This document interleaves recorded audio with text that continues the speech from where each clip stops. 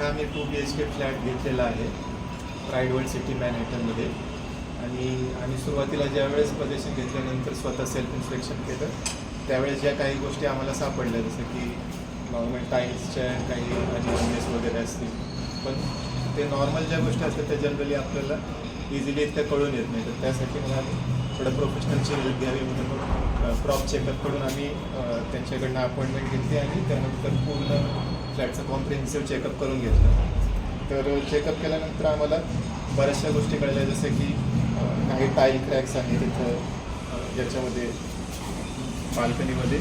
त्याचप्रमाणे थोडंसं स्लोपचा पण इश्यू आहे की काही ठिकाणी थोडंसं पाणी थांबत आहे किंवा हॉलोनेस आहे टाईल्सला.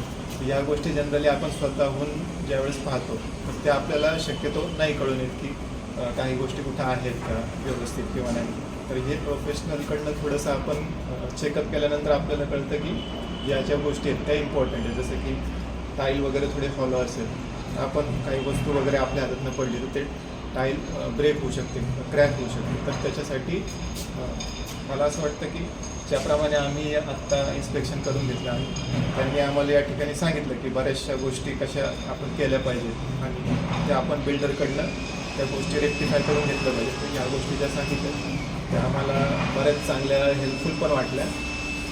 तर आत्ता मग आम्ही ह्याच्या त्यांनी चेकलिस्ट दिलेली आहे, जे जे आयटम्स त्यांनी आम्हाला सांगितले, तर त्याचा रिपोर्ट आम्ही आता बिल्डरसोबत शेअर करू आणि त्या सगळ्या गोष्टी फिक्स करायचं ट्राय करू.